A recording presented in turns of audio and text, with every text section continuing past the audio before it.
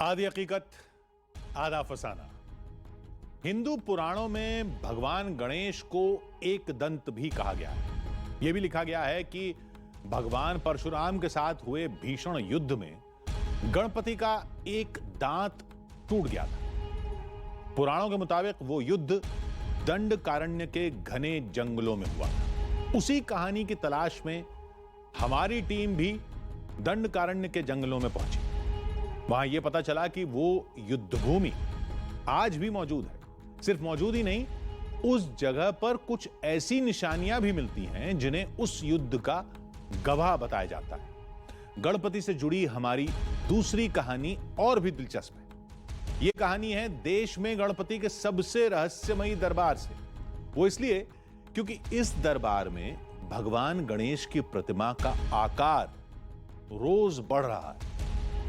तो चलिए आज देखते हैं गणपति की वो अद्भुत दंत कथाएं।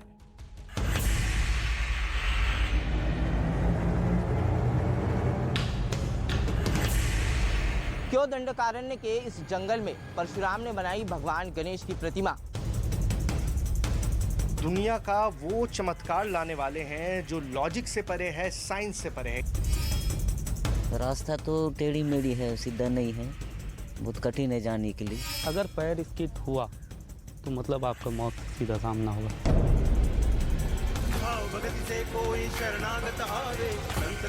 मूर्ति दिखाने की कोशिश करूंगा ताकि आपको अंदाजा हो सके कि ये किस तरह से है और किस तरह से बढ़ती है। इस वक्त हम लोग मौजूद है दंडकारण्य की सबसे ऊंची चोटी पर। कहीं विनायक की महिमा पूरी दुनिया के लिए अचंभा बन गई, तो कहीं भगवान गणेश के एक दंत बनने की कहानी आज भी जंगलों में जिंदा है। आधी हकीकत आधा फसाना में आज वो देखिए जो इससे पहले किसी टीवी कैमरे में नहीं दिखाया गया। अद्भुत, अविश्वसनीय और अकल्पनीय। अब मैं आपको जो मंजर दिखाने वाला हूँ, यह मंजर देखकर आपके मुंह से यही शब्द निकल पड़ेंगे। गणपति की पहली कहानी पुराणों की सबसे दिलचस्प कथा से जुड़ी है, जिसमें कहा गया कि गजानन का एक दांत भगवान परशुराम से युद्ध के दौरान टूटा था। देश के सबसे घने जंगल के बीच करीब 4000 फीट की ऊंचाई पर पहाड़ों के कुछ दुर्गम रास्तों से गुजरकर आज हम तलाशने वाले हैं गणपति और परशुराम की वो अनदेखी युद्ध भूमि, जहां कहा जाता है कि भगवान गणेश के उस टूटे हुए दांत के अंश आज भी गवाह बनकर मौजूद हैं। जो स्वयंभू मूर्ति है उसके बारे में कहा जाता है कि वो ना जाने कितने सालों से, कितने हजारों सालों से वो यहाँ पर मौजूद है। दूसरी कहानी है भगवान के उस रूप की जिसका आकार रोजाना बढ़ रहा है। अपने आप ये बढ़ रही है। स्वयंभू गणपति जी हैं। जब ब्रिटिश के समय में देखा जाए तो कुआं में आधा सूंड तक ही दिखा जाता था, लेकिन आज जो है पेट तक पूरा भगवान दिखते हैं। 3 बार या 4 गुना बड़ा हो चुका है। जिनके वस्त्र, जिनके आभूषण अपने आप छोटे हो जाते हैं। एक ऐसा रूप जिसकी करिश्माई शक्ति के आगे झूठ बोलने वाला शख्स चंद पल में पकड़ा जाता है। आज देखिए भगवान गणेश के 2 अद्भुत अवतारों की कहानी, 2 रहस्यमयी दरबारों की पहेली, 2 युगों पुरानी पहेलियों को सुलझाने की एक कोशिश।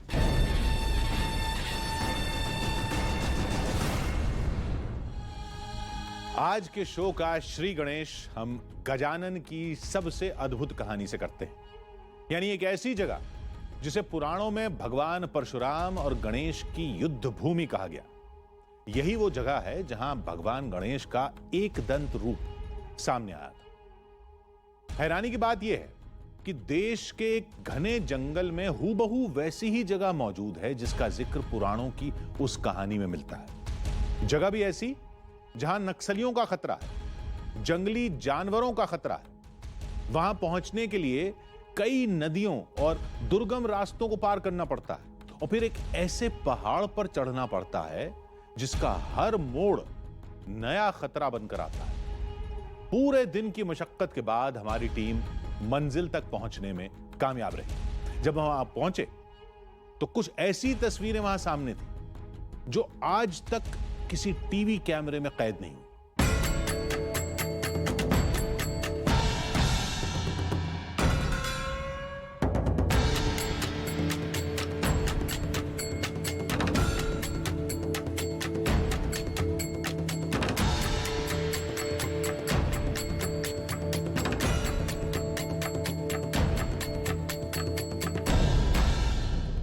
पुराणों के पन्नों में दबी एक ऐसी कहानी जिससे लोग अनजान हैं। सर्वशक्तिमान गणपति कैसे बने एक दंत? विघ्नहर्ता के एक दांत को परशुराम ने क्यों तोड़ा? हमें बताया गया कि छत्तीसगढ़ के जंगल में एक ऐसा धाम है जहां विनायक के एक दंत होने का रहस्य छुपा है। एक ऐसा राज जो आज तक किसी टीवी कैमरे में कैद नहीं हुआ।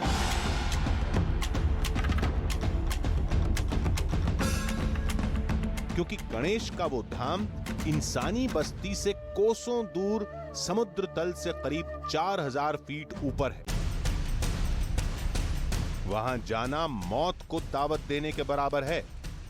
गणेश पुराण से पता चला कि छत्तीसगढ़ के जंगलों में एक ऐसा ही मंदिर है जो ढोलकल नाम के पहाड़ पर है।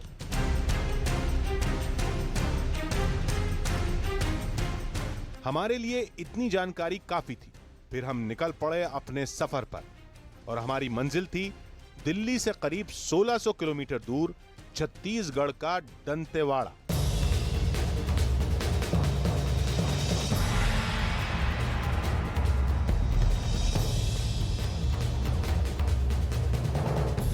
गणेश पुराण में इस बात का भी जिक्र है कि उस अद्भुत मंदिर की न छत है न दीवार। वो विनायक का खुला दरबार है जो पूरी तरह प्राकृतिक है।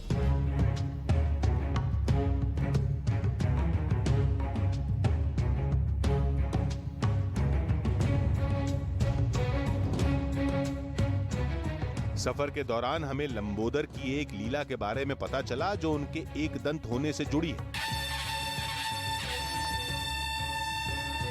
कथा के मुताबिक एक बार महर्षि परशुराम महादेव से मिलने कैलाश पर्वत पहुंचे। शिवशंकर कैलाश पर नहीं थे। हम अपने आराध्य भगवान शिव को स्वयं ही ढूंढ निकालेंगे। जिन्हें ढूंढते हुए परशुराम पार्वती के घर पहुंचे, जहां घर के बाहर गणेश पहरा दे रहे थे। हे विचित्र प्राणी, कौन है तू? हट जा मेरे मार्ग से। हमें अपने आराध्य भगवान शिव के दर्शन करने हैं। लेकिन गणेश ने परशुराम को अंदर जाने से रोक दिया। बात बढ़ती गई। फिर परशुराम और गणेश में युद्ध छिड़ गया। शिव के गणों ने भी परशुराम को समझाने की कोशिश की। तो भी साधु, तू नहीं जानता कि तू क्या कर रहा है? तू किससे टकरा रहा है? ये अग्र पूजा के अधिकारी हैं, पार्वती नंदन श्री गणेश हैं। शीघ्र कैलाश से लौट जा, नहीं तो तू अपने इन प्राणों से हाथ धो बैठेगा। लेकिन परशुराम ने एक नहीं सुनी और गणेश पर वार करते रहे।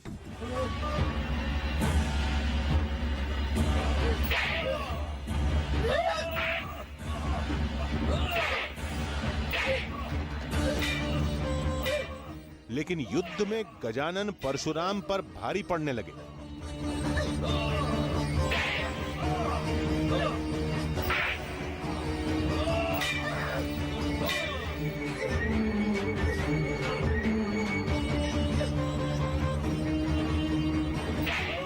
परेशान परशुराम ने भगवान शिव का नाम लेकर अपने फरसे से हमला किया और इस वार से गणेश का एक दांत टूट गया। मैं अपनी शिव भक्ति को दांव पर लगाकर अपने आराध्य भगवान शिव का नाम लेकर तुझ पर प्रहार करता हूँ।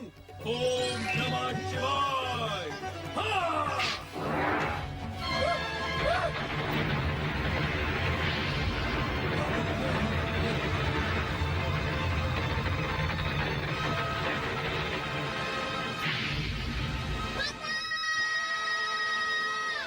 बाल गणेश की आवाज सुनकर शिव और पार्वती बाहर निकले। चोट तो नहीं पहुंची पुत्र? नहीं माता, मुझे चोट नहीं पहुंची। अभी तू पहुंची है और अब मैं एक दंत बन गया। मान्यता है कि गणेश का दांत टूटकर छत्तीसगढ़ की धरती पर उसी जगह पर गिरा जहां आज वो मंदिर है। बाल गणेश की लीला के ख्यालों में खोए हम छत्तीसगढ़ के दंतेवाड़ा पहुंचे।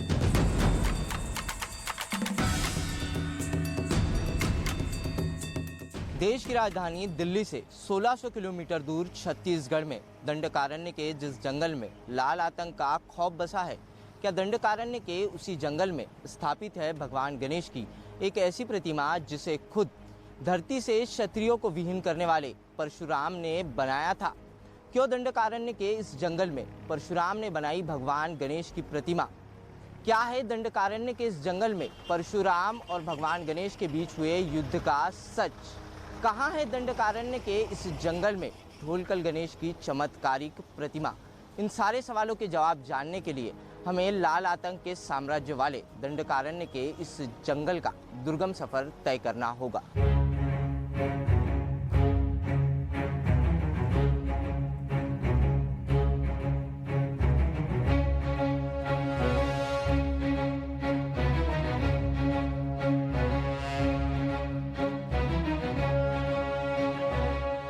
रास्ते में फरसपाल गांव में गणेश के उस रहस्यमयी मंदिर के बारे में और जानकारी मिली और यह भी पता चला कि फरसपाल गांव का उस मंदिर से गहरा नाता है। पुराणों में कहा जाता है कि कभी युद्ध हुआ था गणेश और परशुराम के बीच में, तो उस समय परशुराम ने गणेश जी का जो दांत है उसको मतलब हथियार से काट दिया था, तो शायद यहीं पे गिरा है और ऐसी मान्यता है। प्लस जो उसका जो हथियार है फरसा यहीं पे गिरा, उस कारण इस गांव का नाम भी फरसपाल पड़ा। और जो वो पहाड़ है वहाँ पे पूरा जो पत्थर था वो लोहे का हो गया।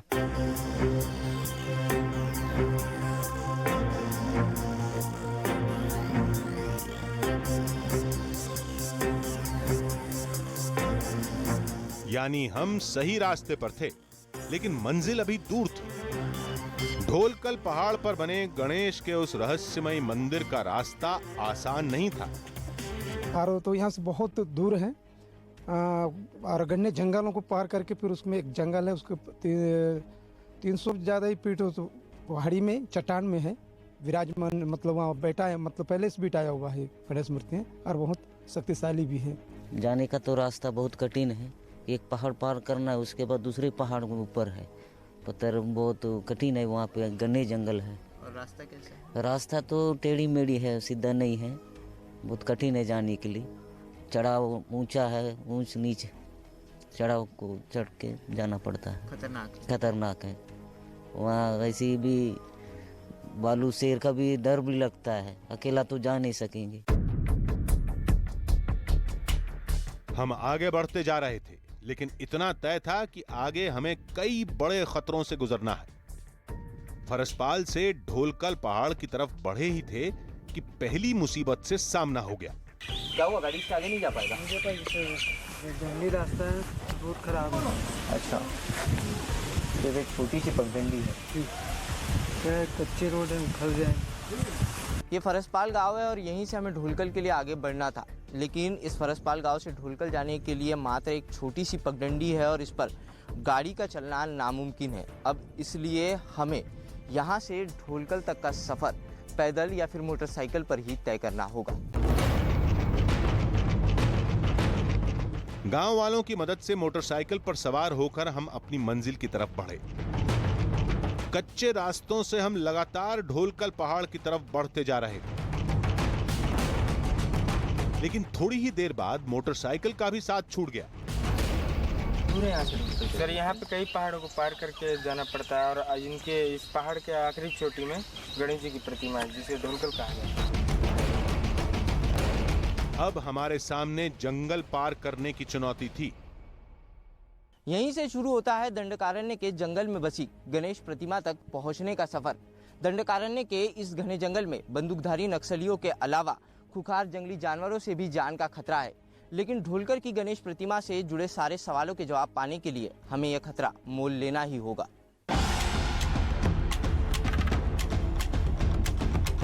हम तेजी से जंगल की तरफ बढ़े, इस बात से अनजान कि इस घने जंगल में हमारे सामने कैसी मुसीबतें आएंगी।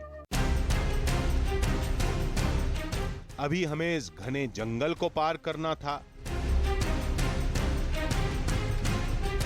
फिर पहाड़ पर चढ़ाई चढ़नी थी, उसके बाद पहाड़ की सबसे ऊंची चोटी पर पहुंचना था। मौसम तेजी से खराब हो रहा था, बारिश का खतरा भी बढ़ता जा रहा था। ऐसे हालात में जंगल को पार करके पहाड़ पर चढ़ना खतरनाक साबित हो सकता था। क्या हम गणेश के उस रहस्य लोक तक पहुंच पाए, या रास्ते की मुसीबतों ने हमारे हौसले को पस्त कर दिया? क्या गजानन का वो अद्भुत मंदिर पहली बार टीवी कैमरे में कैद हो पाएगा?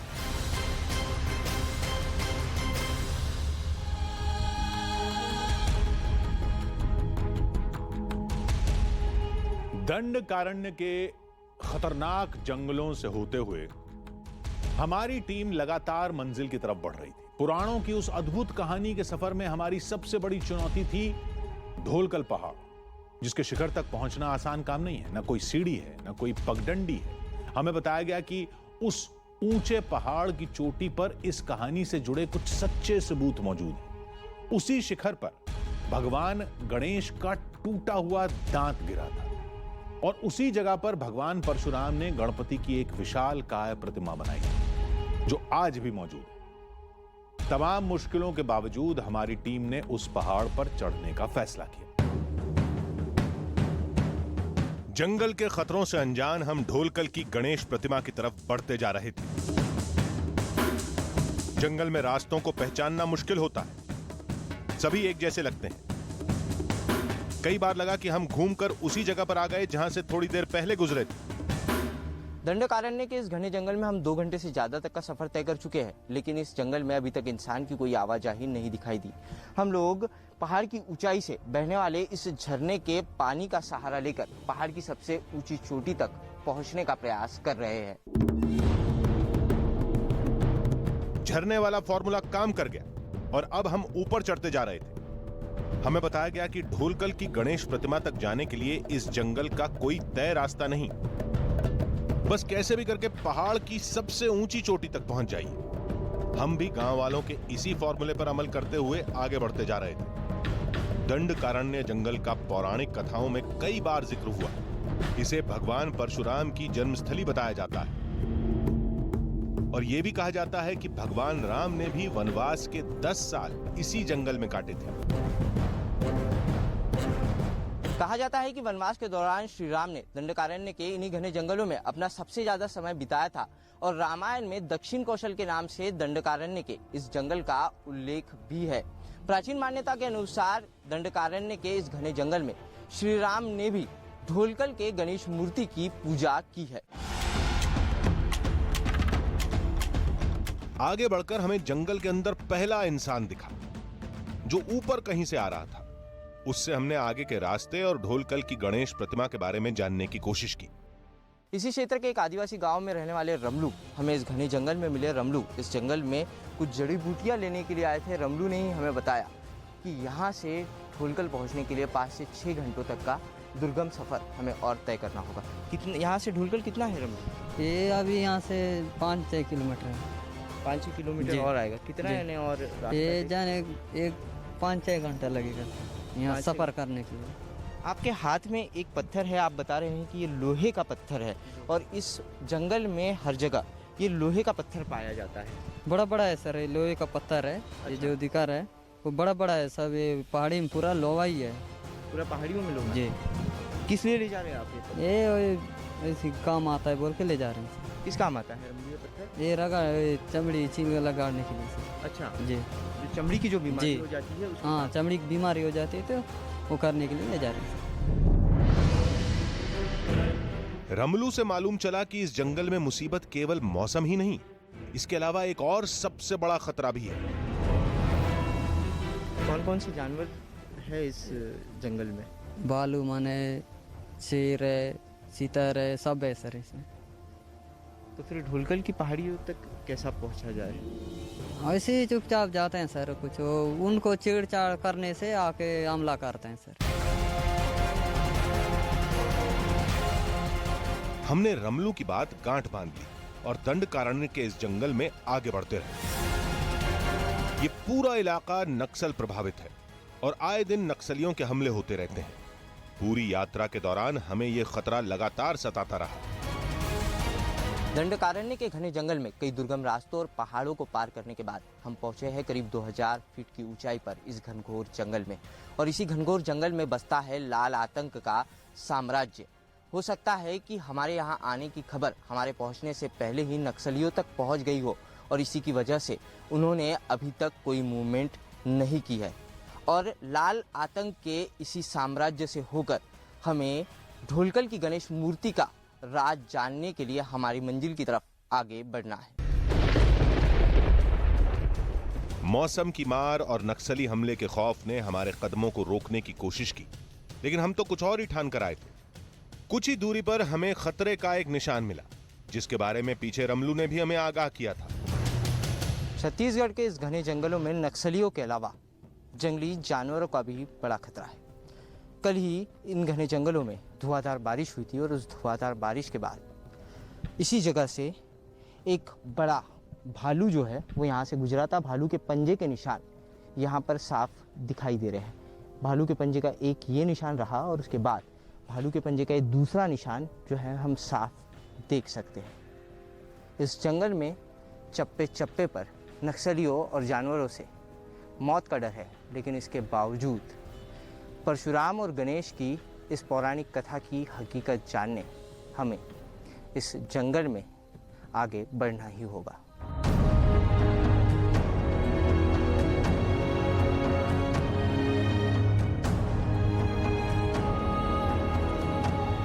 धीरे धीरे हरियाली कम होती जा रही थी और पत्थरों की संख्या बढ़ती जा रही थी। इसका मतलब यह था कि हम ढोलकल पहाड़ के करीब थे। ये पूरा इलाका लौह अयस्क से अटा पड़ा, जिसका असर इन पत्थरों पर भी दिख रहा था। लेकिन इसको लेकर आदिवासियों की दूसरी ही मान्यता है। अब वालों की प्राचीन मान्यता के अनुसार भगवान गणेश का दांत काटने के बाद परशुराम का फरसा दंडकारण्य के इसी दक्षिणी छोर को छूता हुआ वापस परशुराम के पास चला गया और तभी से इस इलाके की सारी चट्टानें और पत्थर लोहे की हो गई। हम लोग देख सकते हैं कि दंडकारण्य के दक्षिणी छोर में स्थित इस जंगल की सारी चट्टानों में आयरन ओर काफी बड़ी मात्रा में पाया जाता है। इस पत्थर को हम लोग देख सकते हैं कि ये पत्थर पूरी तरीके से लोहे का पत्थर दिखाई दे रहा है। इतना ही नहीं तो पूरे देश में दंडकारण्य के इसी दक्षिणी छोर में देश का सबसे अच्छा आयरन ओर पाया जाता है। अब हर कदम हमें ढोलकल पहाड़ के करीब ले जा रहा था। इसके साथ ही खतरा भी बढ़ता जा रहा था। चमत्कारिक ढोलकल गणेश प्रतिमा तक पहुंचने के लिए हम इस घने जंगल में जिस रास्ते पर चल रहे हैं उस रास्ते पर बारिश की वजह से काफ़ी फिसलन है और इस रास्ते के ही बगल में है हजारों फीट गहरी खाई। अगर किसी व्यक्ति का पैर इस रास्ते से फिसलता है तो वो सीधे हजारों फीट गहरी इस खाई में जाकर मौत के मुंह में समा जाता है।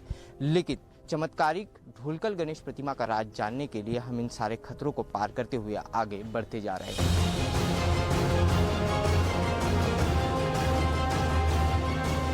और आखिरकार हम जंगल के उस हिस्से में पहुंचने में कामयाब हो गए जहां से ढोलकल पहाड़ शुरू होता है।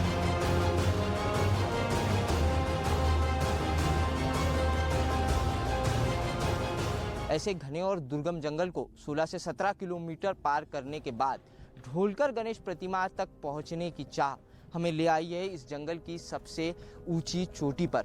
और गांव वालों के बताए अनुसार इन्हीं चट्टानों को पार करने के बाद हम पहुंच पाएंगे ढोलकर गणेश प्रतिमा के राज तक।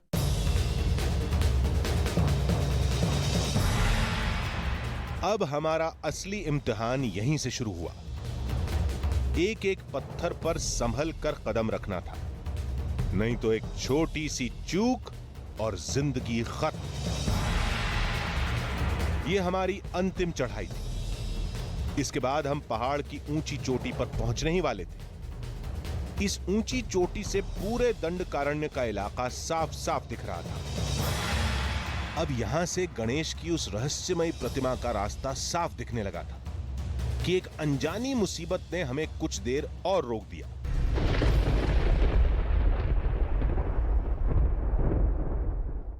ढोलकर की गणेश प्रतिमा के राज तक आपको पहुंचाने के लिए आप देख सकते हैं कि किस तरीके से मौत के मंजर को हमें पार करना पड़ रहा है। इस वक्त हम लोग मौजूद है इस पहाड़ की सबसे ऊंची चोटी पर और इस चोटी के चारों तरफ है मौत की गहरी खाई। हजारों फीट गहरी इस खाई में अगर कोई व्यक्ति इस चट्टान से फिसल कर गिर जाए तो उसका मौत के मुंह में समानात तय है।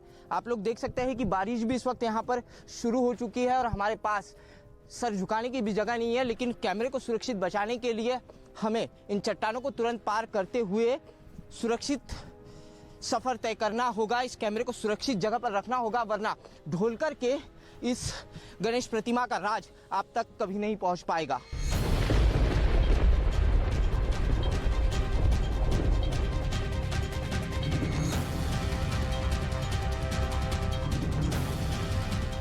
बारिश जो है वो थमने का नाम नहीं ले रही है। पिछले 3 घंटों से हम इसी तरीके से इन दो चट्टानों के बीच में छिपकर बारिश से बचने का प्रयास कर रहे हैं, लेकिन आप लोग देख सकते हैं कि इन वादियों में धुआंधार बारिश जारी है और कुछ ही देर में रात होने वाली है। ऐसे में हमारे पास एक पॉलीथीन है और इसी पॉलीथीन के सहारे हमने कैमरे को बचाकर ढोलकर गणेश प्रतिमा तक का सफर तय करने का निर्णय लिया है। थोड़ी देर बाद बारिश थम गई। बारिश रुक चुकी है और अब हम ढोलकर की गणेश प्रतिमा के राज तक पहुंचने के लिए यहाँ से निकल रहे हैं और यहीं से हम तुरंत ही आगे का सफर तय करेंगे।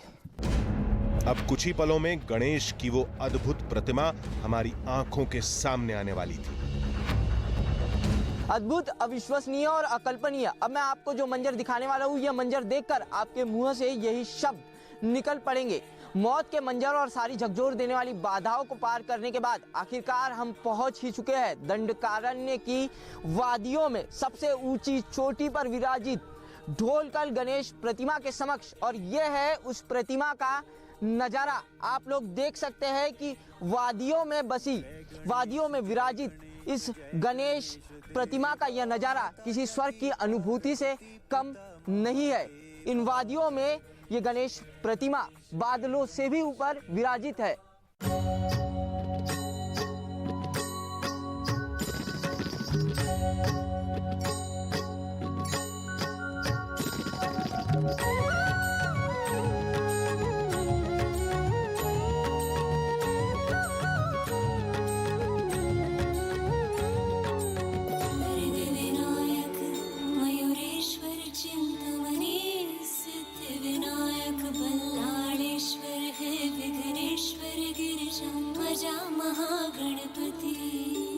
वाकई भगवान गणेश की ये प्रतिमा अद्भुत है। ऐसी मूर्ति हमने आज तक नहीं देखी। कहा जाता है कि गणपति के दांत तोड़ने के पश्चाताप में भगवान परशुराम ने इस जगह पर प्रतिमा को अपने हाथों से गढ़ा था, लेकिन अब भी ये अद्भुत मूर्त हमसे दूर थी। सबसे खतरनाक सफर तो अभी बाकी था।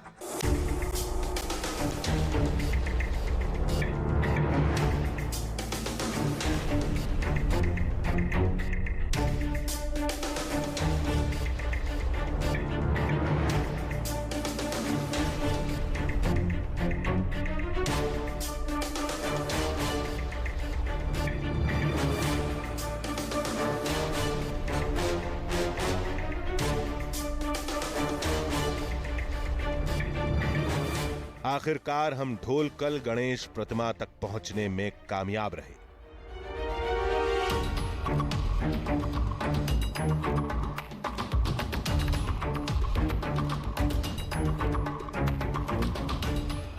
हम जिस देश में रहते हैं वो देश है पौराणिक और काल्पनिक कथाओं का देश, और इस ढोलकर गणेश प्रतिमा को लेकर भी ऐसी एक पौराणिक और काल्पनिक कहानी है। इस मूर्ति के ढोलाकार होने की वजह से इस गणेश प्रतिमा का नाम पड़ा ढोलकर गणेश प्रतिमा।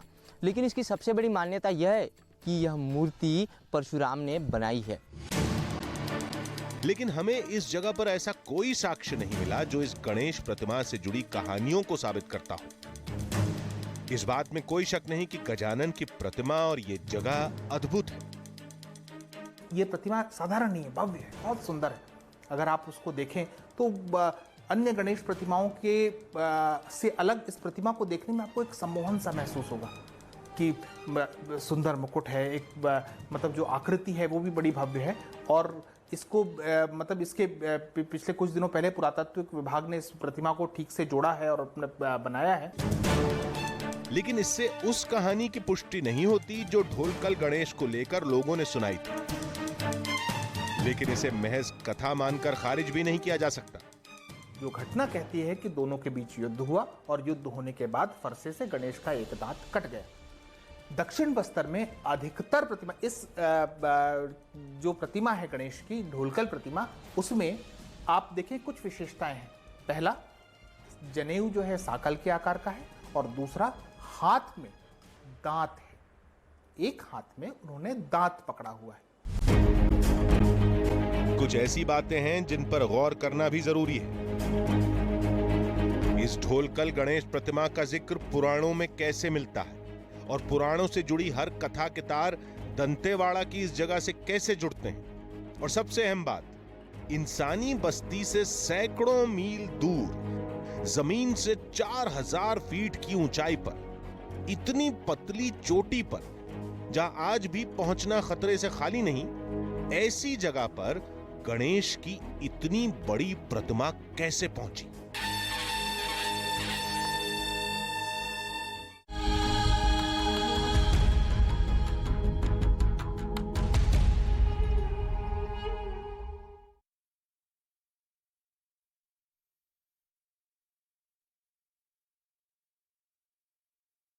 की कोशिश की लेकिन नाकाम रहे। पूरी वारदात सीसीटीवी कैमरे में रिकॉर्ड हो गई है। तो वहीं मध्य प्रदेश के शाहजहांपुर में बेखौफ बदमाशों का एक वीडियो सामने आया है जिसमें रात के अंधेरे में बदमाश एक ट्रैक्टर की चोरी करते हुए दिखाई दिए। वहीं राजस्थान के दौसा में विदेशी महिला पर सांड ने हमला कर दिया जिससे महिला गंभीर रूप से घायल हो गई है। हादसे की तस्वीरें पास ही लगे सीसीटीवी कैमरे में रिकॉर्ड हो गई। बीएचयू में आयोजित काशी तमिल संगमम का प्रधानमंत्री नरेंद्र मोदी ने औपचारिक शुभारंभ किया। इस दौरान संगमम के आयोजन से संबंधित एक शॉर्ट फिल्म को भी दिखाया गया। अरुणाचल प्रदेश को प्रधानमंत्री नरेंद्र मोदी ने दी बड़ी सौगात। ईटानगर में दोनी पोलो एयरपोर्ट का भी उद्घाटन किया। बीजेपी ने तिहाड़ जेल में बंद आम आदमी पार्टी के नेता सत्येंद्र जैन का एक वीडियो किया जारी। वीडियो में मसाज कराते नजर आए सत्येंद्र जैन। बीजेपी ने बोला हमला। गुजरात विधानसभा चुनाव के लिए बीजेपी आईटी सेल ने अब प्रचार के लिए रोबोट मैदान में उतारे हैं जिनके जरिए लोगों तक पार्टी का प्रचार किया जा रहा है। गुजरात चुनाव में खंभालिया विधानसभा से कांग्रेस के बाहुबली नेता मेरामन और गोरिया ने छोड़ी पार्टी। पूर्व विधायक ने समर्थकों के साथ बीजेपी का थामा दामन। तिहाड़ में बंद महाठग सुकेश चंद्रशेखर ने अरविंद केजरीवाल और सत्येंद्र जैन पर लगाए मनी लॉन्ड्रिंग के गंभीर आरोप। चिट्ठी लिखकर $2 करोड़ को रुपए में बदलने के लिए मदद मांगने का भी किया दावा। दिल्ली पुलिस श्रद्धा हत्याकांड से जुड़े सबूतों की तलाश में लगातार महरौली के जंगलों की खाक छान रही है और मौके पर मिल रहे अवशेषों को इकट्ठा किया जा रहा है। श्रद्धा के दोस्त राहुल रॉय का मुंबई पुलिस ने बयान दर्ज किया है। श्रद्धा और आफ्ताब के रिश्तों को लेकर कई सवाल किए। श्रद्धा के दोस्त गॉडविन का भी बयान दर्ज किया गया। गॉडविन ने ही कल श्रद्धा की मेडिकल रिपोर्ट और चोट के निशान वाली फोटो मीडिया को उपलब्ध कराई थी। श्रद्धा मर्डर केस में दिल्ली पुलिस के अधिकारी मुंबई के वसई में करेंगे जांच। दिल्ली पुलिस के अधिकारी जांच के नेतृत्व और टीम को दिशा निर्देश देंगे। वहीं महरौली में श्रद्धा मर्डर केस की जांच के दौरान दिल्ली पुलिस को श्रद्धा और उसके मैनेजर के बीच का व्हाट्सएप चैट भी मिला है जिसमें आफ्ताब की दरिंदगी का जिक्र है। दिल्ली के महरौली में हुए श्रद्धा हत्याकांड केस में पुलिस ने सीन रिक्रिएशन किया जिसके लिए पुलिस टीम आफ्ताब को उसके फ्लैट पर लेकर पहुंची थी। टीम इंडिया के चयनकर्ताओं पर गिरी गाज। बीसीसीआई ने चेतन शर्मा और सुनील जोशी समेत सभी चयनकर्ताओं को किया बर्खास्त। एनआईए ने जम्मू कश्मीर में टीआरएफ के 5 सदस्यों के खिलाफ चार्जशीट फाइल की है जिसमें टारगेट किलिंग और आतंकवाद फैलाने के आरोप भी शामिल। जम्मू कश्मीर के कुपवाड़ा में सेना के 3 जवान बर्फीले तूफान में शहीद हो गए। माछिल सेक्टर में सेना का एक बंकर बर्फीले तूफान की चपेट में आ गया था। जम्मू कश्मीर के कुपवाड़ा में कुएं में गिरा एक लड़का, लड़के को बचाने गया आदमी भी कुएं में जा गिरा। प्रशासन की ओर से रेस्क्यू ऑपरेशन जारी। यूपी के गोंडा जिले में एक महिला ने मौलाना पर छेड़खानी करने और बेटे की हत्या करने का लगाया आरोप। महिला का आरोप है कि आरोपी झाड़ फूक के नाम पर छेड़खानी करता था। मध्य प्रदेश के कटनी में रिश्वत लेने के आरोप में 3 कर्मचारियों को किया गया गिरफ्तार। आरटीओ दफ्तर में गाड़ियों के रजिस्ट्रेशन के लिए मांगी गई थी रिश्वत। पटना में एक महिला अपने डॉक्टर पति और पूर्व आईजी ससुर पर दहेज के लिए शारीरिक शोषण करने के लगा रहे आरोप। साथ ही आरोप यह भी कि उसे 3 दिन तक तलाक भी दिया गया। राजस्थान के सीकर जिले में छेड़खानी से परेशान होकर 12वीं की छात्रा ने खुदकुशी कर ली है। आरोपी है कि समीर खान नाम का लड़का परेशान करता था। पुलिस ने आरोपी को भी गिरफ्तार किया। पंजाब के भटिंडा जिले में बेखौफ बदमाशों ने सरेआम बस स्टैंड पर एक लड़की की गोली मारकर हत्या कर दी। बाइक सवार 2 बदमाशों ने वारदात को अंजाम दिया। नोएडा पुलिस की बदमाशों से मुठभेड़ हुई, जिसमें पुलिस की गोली लगने से एक बदमाश घायल हो गया। सेक्टर 62 पुलिस ने एनकाउंटर में एक बदमाश को गिरफ्तार किया है। यूपी गाजियाबाद में पुलिस और बदमाशों के बीच हुई मुठभेड़। जवाबी फायरिंग करते हुए पुलिस ने 2 बदमाशों को किया गिरफ्तार। महाराष्ट्र के औरंगाबाद से अहमदनगर जाने वाले हाईवे पर देर रात भीषण हादसा हुआ। 2 कारों के बीच सीधी टक्कर में 5 लोगों की मौके पर ही मौत हो गई, जबकि 5 लोगों की हालत गंभीर बताई जा रही है। महाराष्ट्र के नासिक में दिखा रफ्तार का कहर। नशे में धुत कार सवार ने कई वाहनों को टक्कर मारने के बाद पैदल जा रहे लोगों पर चढ़ाई की और 4 लोग गाड़ी चढ़ाने से घायल। महाराष्ट्र में नासिक मुंबई हाईवे पर तेज रफ्तार गाड़ी से टकराया तेंदुआ। इलाज के दौरान तेंदुए की मौत। सोनिया गांधी ने पूर्व प्रधानमंत्री इंदिरा गांधी को दी श्रद्धांजलि। जयंती पर दिल्ली के शक्ति स्थल में कांग्रेस अध्यक्ष मल्लिकार्जुन खड़गे समेत कई नेताओं ने किया नमन। दिल्ली एनसीआर में प्रदूषण के स्तर में सुधार नहीं, ज्यादातर इलाकों में एयर क्वालिटी इंडेक्स 293 दर्ज किया गया। हरियाणा के रोहतक जिले में गांव वालों ने सरपंच का चुनाव हारने वाले प्रत्याशी की हौसला अफजाई के लिए 2.25 करोड़ रुपए दिए और एक एसयूवी गाड़ी भी गिफ्ट की। कानपुर शहर में बढ़ते बंदरों का आतंक अब पुलिस ऑफिस में भी देखने को मिल रहा है। बंदरों को भगाने के लिए पुलिस कमिश्नरेट में बड़े लंगूरों के बड़े कटआउट भी लगाए गए हैं। हिमाचल प्रदेश में बर्फबारी से सैलानियों के चेहरों पर खुशी नजर आ रही है। बर्फबारी का मजा लेने के लिए बड़ी संख्या में सैलानी मनाली पहुंच रहे हैं। अमेरिका के पश्चिमी न्यूयॉर्क में लगातार बर्फबारी जारी है। अपने घरों में कैद हुए लोग मौसम को देखते हुए प्रशासन ने पहले ही इमरजेंसी का कर दिया था ऐलान। पाकिस्तान के पूर्व पीएम इमरान खान पर फिर से जानलेवा हमला हो सकता है। इस्लामाबाद हाईकोर्ट के मुख्य न्यायाधीश ने एक खुफिया रिपोर्ट का हवाला देते हुए आशंका जताई। ब्रिटेन के ब्रेडफोर्ड में सिब्रा क्रॉसिंग पर सड़क पार करने के दौरान 3 लोगों को गाड़ी ने मारी टक्कर। हादसे में बाल बाल बचे सभी लोग। पेरू के लीमा इंटरनेशनल एयरपोर्ट पर एक बड़ा यात्री विमान रनवे पर फायर ब्रिगेड की गाड़ी से टकरा गया और उसमें आग लग गई। हादसे में 2 लोगों की मौत हो गई है।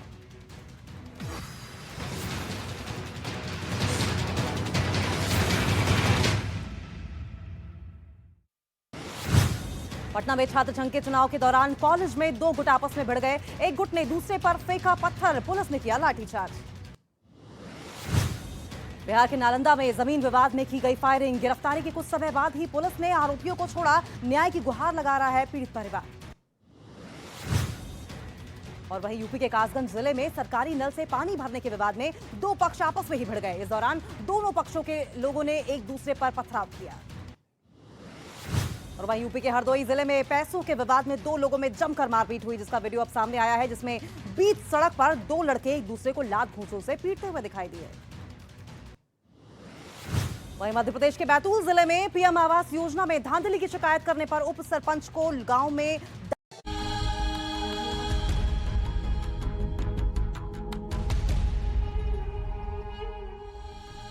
ढोलकल गणेश प्रतिमा से जुड़े कई सवाल हैं, लेकिन आज तक उन सवालों का सटीक जवाब कोई नहीं दे पाया। कुछ ऐसी ही पहेली हमारी दूसरी कहानी में भी छिपी है। यह कहानी एक ऐसे दरबार की है जहां भगवान गणेश की प्रतिमा का आकार रोजाना बढ़ता चला जा रहा है। हमें बताया गया कि भगवान गणेश की उस प्रतिमा पर जो कवच चढ़ाए जाते हैं वो चंद दिनों बाद ही छोटे हो जाते हैं। लोगों की आंखों के सामने ही उस प्रतिमा का आकार दुगना हो चुका है। कहते हैं कि भगवान गणेश के इस चमत्कार के पीछे एक दिलचस्प कहानी भी छिपी है। तो चलिए आज देखते हैं वो कहानी और पता करते हैं आखिर भगवान की वो प्रतिमा क्यों बढ़ रही है।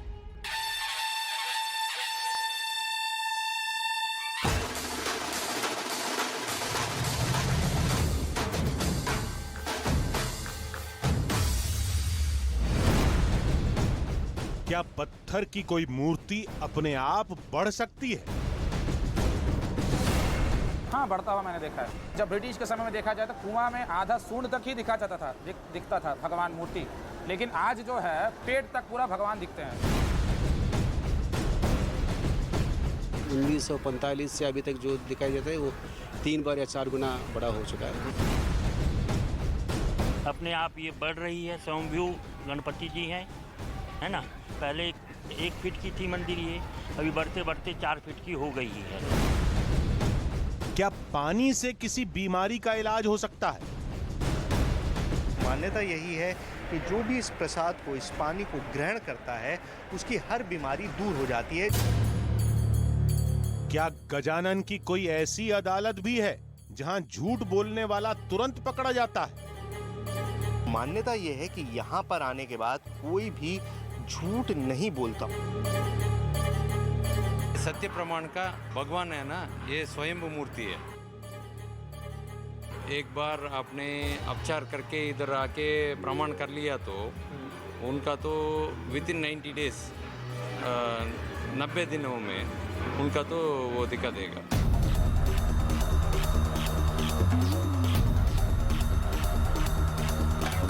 विनायक का एक ऐसा दरबार जहां चमत्कार की कई कहानियां हैं, कई लीलाएं हैं और डर का साया भी है। दावा है कि उस गणेश धाम की प्रतिमा का आकार रोजाना बढ़ता है। एक पत्थर की मूर्ति जो अपने आप बढ़ रही है, वो भी हर रोज। सुनकर विश्वास नहीं होता। हमें लगा ये जरूर आंखों का कोई भ्रम होगा। भला एक मूर्ति का साइज अपने आप कैसे बढ़ सकता है? हमने इस दावे की तह तक जाने का फैसला किया और तय किया कि चमत्कार के हर दावे को खुद परखेंगे।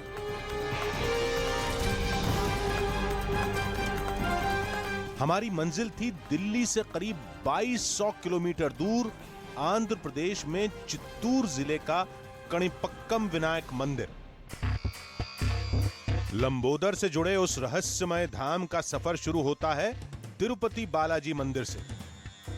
नेवु एलगा उन्नवु, मैंने कहा कैसे हैं आप लोग। नमस्कार, मेरा नाम सुहेल है और अब तक मेरी बोलचाल और मेरी वेशभूषा से अगर आपको ये अंदाजा नहीं हुआ हो कि हम कहाँ हैं, तो इस मंदिर को आप जरूर पहचानते होंगे।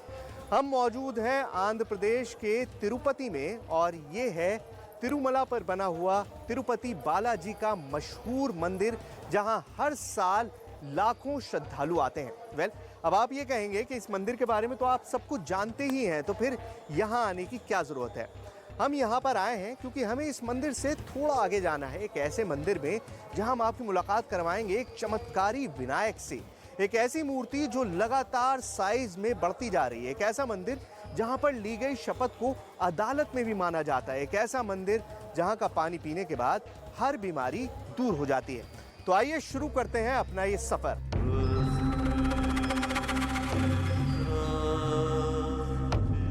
तिरुपति मंदिर से कणिपक्कम मंदिर करीब 100 किलोमीटर दूर है। गणेश की वो चमत्कारिक मूर्ति उस मंदिर में कब से है, कहां से आई है, ये कोई नहीं जानता। इसलिए गणेश के उस रूप को स्वयंभू गणेश भी कहा जाता है। लेकिन मंदिर की स्थापना को लेकर एक कथा सुनने को जरूर मिलती है।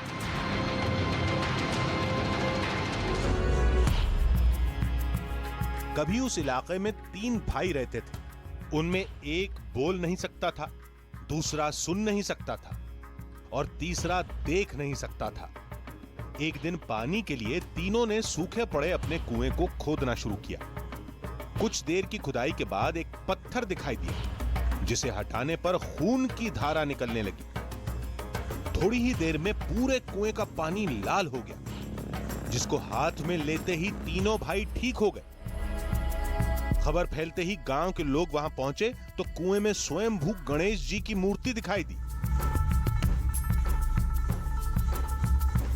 कहा जाता है कि स्वयंभू गणेश की वो चमत्कारिक प्रतिमा आज भी उस कुएं के अंदर है। कुछ घंटे की यात्रा के बाद हम कणिपक्कम मंदिर के बेहद करीब थे। 12 किलोमीटर की दूरी तय करने में हमें ज्यादा वक्त नहीं लगा।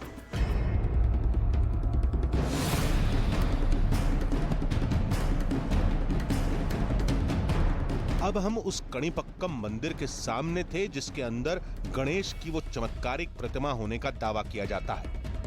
कहा जाता है कि उसका आकार रोज बढ़ता है। मंदिर का भवन भव्य और शानदार था। मंदिर पर दक्षिण भारतीय कला शैली की छाप साफ दिख रही थी। आगे बढ़ने से पहले मैं आपको इस मंदिर का थोड़ा सा इतिहास बता दूं। ये मंदिर 11वीं शताब्दी में बनाया गया था चोला राजाओं ने, लेकिन जो स्वयंभू मूर्ति है उसके बारे में कहा जाता है कि वो ना जाने कितने सालों से, कितने हजारों सालों से वो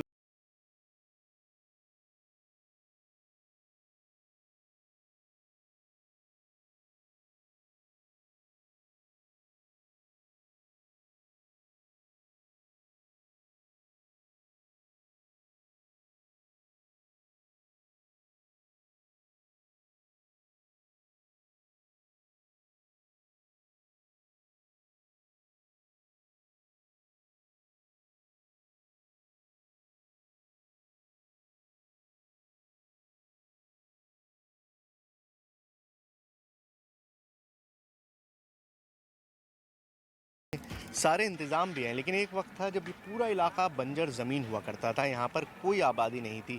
उन 3 भाइयों ने सबसे पहले यहाँ पर खेती बाड़ी शुरू की और जब कुएं में से पानी निकला तो वो पानी के अंदर नारियल चढ़ाए गए उसकी पूजा करने के लिए, और उन नारियल का पानी करीबन 1.5 एकड़ की इलाके में फैल गया और तमिल में एकड़ को काणी कहते हैं, और इसी वजह से इस पूरे इलाके का नाम काणीपक्कम पड़ गया। जितने भी भक्त दर्शन करके बाहर निकल रहे थे उन सभी की ज़बान पर केवल एक ही कहानी थी। 1945 का एक है रखा हुआ, इसका मुताबिक ये मालूम होता है कि बहुत छोटा था उस टाइम, 1945 में छोटा था।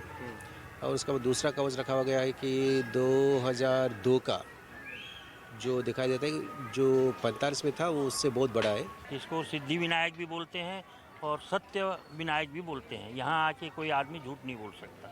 और इस मंदिर की महिमा इतनी है कि ये मंदिर पहले छोटी थी, अपने आप ये बढ़ रही है। स्वयंभू गणपति जी हैं।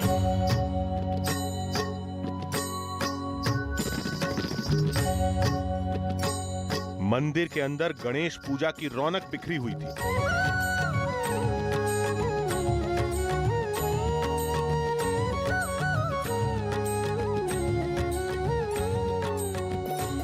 इस भीड़ में हमें एक ऐसे चेहरे की तलाश थी जिसने गणेश की उस रहस्यमयी मूर्ति को बढ़ते हुए अपनी आंखों से देखा हो। फिर हमारी मुलाकात हुई मंदिर के एक पुजारी से जिसने दावा किया कि उसने मूर्ति को अपनी आंखों से बढ़ते देखा है।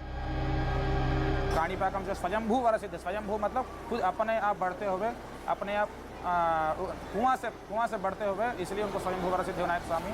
अभी अभी इनकी विशिष्टता बाहर हो रही है। आपने खुद देखा है बढ़ता हुआ? हाँ, बढ़ता हुआ मैंने देखा है। लेकिन हमें इस कहानी पर भरोसा नहीं था। हम स्वयंभू गणेश की उस प्रतिमा को अपनी आंखों से देखना चाहते थे, उसे परखना चाहते थे कि एक दिन में उसका साइज कितना बढ़ा। हम उस कवच को भी देखना चाहते थे जिसका बार बार जिक्र हो रहा है, जिसे उस मूर्ति के बढ़ते आकार का साक्ष्य माना जाता है। आगे हम आपको मंदिर के ठीक सामने बने इस तालाब का रहस्य भी बताएंगे। लेकिन सवाल यह है कि क्या हम मंदिर के उस गर्भगृह में पहुंच पाएंगे जहां आज भी गणेश की वो चमत्कारी मूर्ति कुएं के अंदर है? क्या कणिपक्कम विनायक मंदिर के रहस्य से आज पर्दा उठ पाएगा?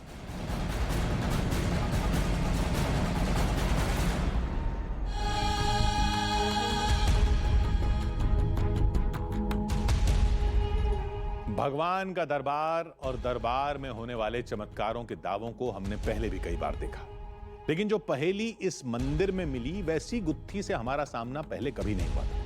क्योंकि इस धाम में ऐसे हजारों लोग थे जिन्होंने अपनी आंखों से मूर्ति का आकार बढ़ते हुए देखा है। यहां वो तमाम कवच भी मौजूद हैं जो कभी गणपति की प्रतिमा के लिए बनाए गए थे, लेकिन अब छोटे हो चुके हैं। दावे के मुताबिक पिछले 77 साल में विनायक की वो मूर्ति 2 फीट से ज्यादा बढ़ चुकी है।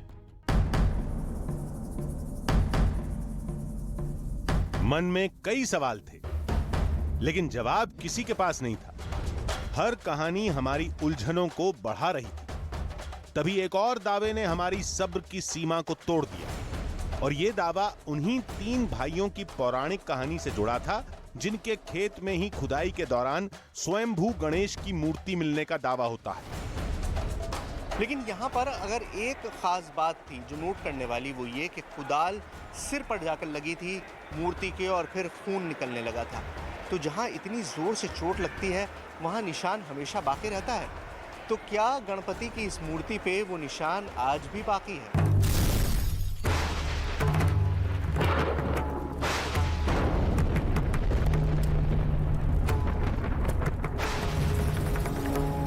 हम खुद गणपति की उस चमत्कारी मूर्ति को देखने के लिए आतुर थे। लिहाजा हमारे कदम तेजी से मंदिर के गर्भगृह की तरफ बढ़े।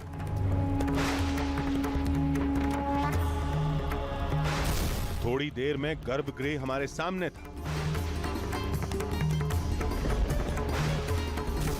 लेकिन यहां पहुंचने पर पता चला कि कैमरा अंदर ले जाने के लिए इजाजत लेनी पड़ेगी। गर्भगृह के सामने भक्तों की लंबी कतार लगी थी। इस भीड़ में हमने मंदिर प्रशासन से बात की, लेकिन हमें कैमरे के साथ अंदर जाने की इजाजत नहीं मिली। आस्था का हवाला देकर हमें गर्भगृह में जाने से रोक दिया गया। हमारी हजारों कोशिशों के बावजूद हम गर्भगृह में मंदिर के नहीं जा सकते। ये गर्भगृह का रास्ता है, यहाँ से अंदर वो कुआं है जिसके अंदर विनायक की वो स्वयंभू मूर्ति है जो लगातार बढ़ती जा रही है। यहीं पर लोग दर्शन के लिए अंदर जाते हैं और बाहर आ जाते हैं। लेकिन जैसा कि हमको बताया गया था कि पिछले 1000 साल में 11वीं शताब्दी से मंदिर यहाँ पर मौजूद है और आज तक कोई भी तस्वीर नहीं खींची गई, क्योंकि ये मान्यता है कि तस्वीर खींचा गलत है। तस्वीर खींचना, कैमरे के सामने मूर्ति को लाना गलत है। इस वजह से हमको भी इजाज़त नहीं दी गई। लेकिन यहीं पर वो कुआं है जिसके अंदर वो स्वयंभू मूर्ति है और उस मूर्ति की खासियत मैं आपको बता ही चुका हूँ। और भी बहुत सारी चीज़ें हैं जो ये साबित करते हैं कि उस मूर्ति का साइज़ किस तरह से बढ़ रहा है। हम मूर्ति आपको नहीं दिखा सकते, वो ओरिजिनल आइडल हम आपको नहीं दिखा सकते, लेकिन हम आपको मूर्ति का साइज़ हर तरह से बताएंगे ताकि आपको अंदाज़ा हो सके कि मूर्ति का साइज़ किस तरह से लगातार बढ़ रहा है। हम किसी की आस्था को चोट पहुंचाना नहीं चाहते थे, लेकिन दावे की पड़ताल भी जरूरी थी। हमें बताया गया कि मूर्ति के कवच बाहर ही रखे हैं, जिन्हें कैमरे पर दिखाया जा सकता है। ये वो कवच हैं जो गर्भगृह में मौजूद स्वयंभू गणेश की मूर्ति को पहनाए जाते हैं। यहां कई आकार के कवच रखे हुए थे। बताया गया कि जैसे जैसे प्रतिमा का आकार बढ़ता गया, वैसे वैसे पुराने कवच छोटे पड़ते गए। यहाँ पर अब ये आर्मर्स मौजूद हैं, वो कवच मौजूद हैं, जो सबसे बड़ा सबूत है इस बात का कि यहाँ पर किस तरह से मूर्ति का साइज बढ़ा है। 1945 में ये कवच दिया गया था, 1945 में ये कवच दिया गया था।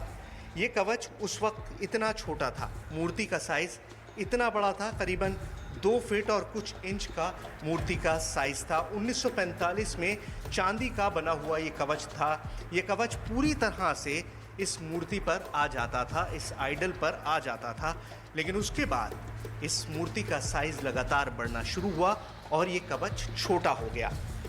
साल दर साल मूर्ति का साइज बढ़ता गया। कितना बड़ा, इस बात का सबूत है ये। अब इस मूर्ति को देखिए, 2002 में ये मूर्ति का कवच फिर से बनाया गया, फिर से तैयार किया गया और तब इसका साइज था 3 फीट 10 इंच। अपने आप में चौंकाने वाला। 2 फीट से 3 फीट, 1.25 फीट मूर्ति बढ़ चुकी थी। इन करीबन 50 साल के पीरियड में मूर्ति करीबन 1 से 1.5 फुट ज़्यादा ऊंची हो गई थी। और अब आप आगे बढ़िए, सवाल ये है कि 2002 के बाद क्या हुआ? साइज़ और तेज़ी से बढ़ने लगा। साइज़ और तेज़ी से बढ़ने लगा। किस तरह से बढ़ा? तो 2002 में 3 फुट 10 इंच और उसके बाद आप कुछ साल बीते, चंद साल, 4 साल, ये देखिए बोर्ड लगा हुआ है 2006 और 2006 में मूर्ति का साइज हो गया 4 फीट आधा इंच। मतलब लगातार इस स्वयंभू मूर्ति का साइज बढ़ता जा रहा है आंखों के सामने।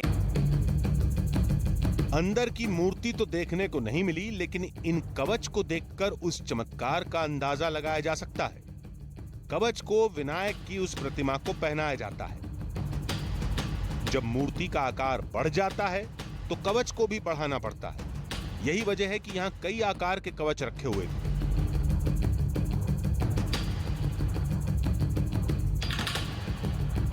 फिर हमें मालूम चला कि मंदिर के सामने तालाब के बीचों बीच गणेश की जो मूर्ति है वो गर्भगृह वाले मंदिर की ही प्रतिमूर्ति है, यानी ठीक वैसी ही मूर्ति जैसी गर्भगृह में रखी है।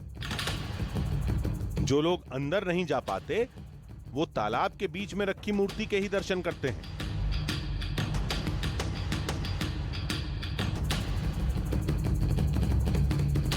सिद्धिविनायक की स्वयंभू मूर्ति तक तो हम नहीं जा सकते क्योंकि कोई कैमरा वहां पर अलाउड नहीं है, लेकिन यहाँ इस तालाब के बीचों बीच एक मूर्ति, एक रेप्लिका, डुप्लीकेट मूर्ति बनाई गई है और मैं आपको वो मूर्ति दिखाने की कोशिश करूँगा ताकि आपको अंदाज़ा हो सके कि ये किस तरह से है और किस तरह से बढ़ती है। उसके लिए हमको पानी में चल के जाना पड़ेगा, कोई दूसरा रास्ता नहीं है।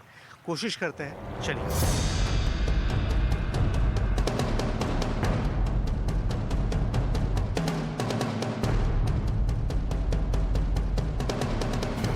ऊपर चढ़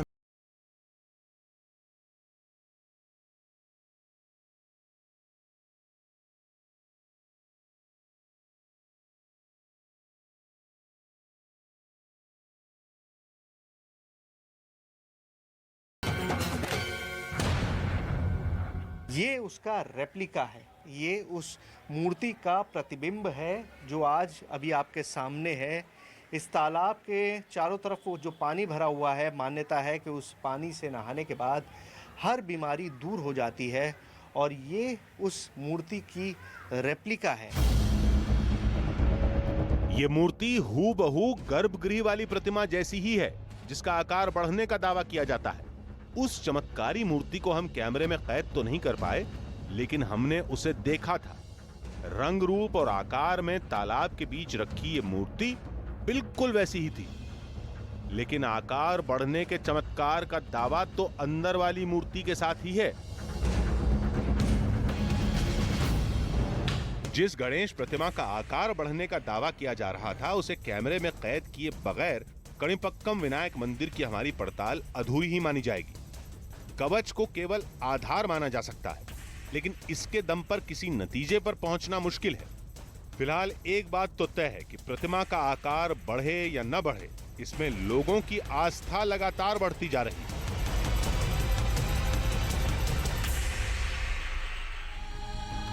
भक्ति भाव के साथ देखें तो किसी पत्थर की प्रतिमा का आकार बढ़ना वाकई हैरानी की बात है। भगवान गणेश के इस मंदिर में भी लोग इसी हैरानी को चमत्कार का नाम देते हैं। हालांकि विज्ञान का कहना है कि पत्थर का आकार बदलना भी एक वैज्ञानिक घटना है, लेकिन जब बात आस्था की हो तो तर्कों की क्या मजाल। भगवान के इस दरबार में लोगों की गहरी आस्था है। यह आस्था किसी को नुकसान भी नहीं पहुंचाती, इसलिए बेहतर यह होगा कि लोगों की आस्था बरकरार रहे। तो अगले हफ्ते फिर मिलेंगे एक नई कहानी के साथ, जिसमें थोड़ा सच होगा, थोड़ा बहाना, आधी हकीकत, आधा फसाना।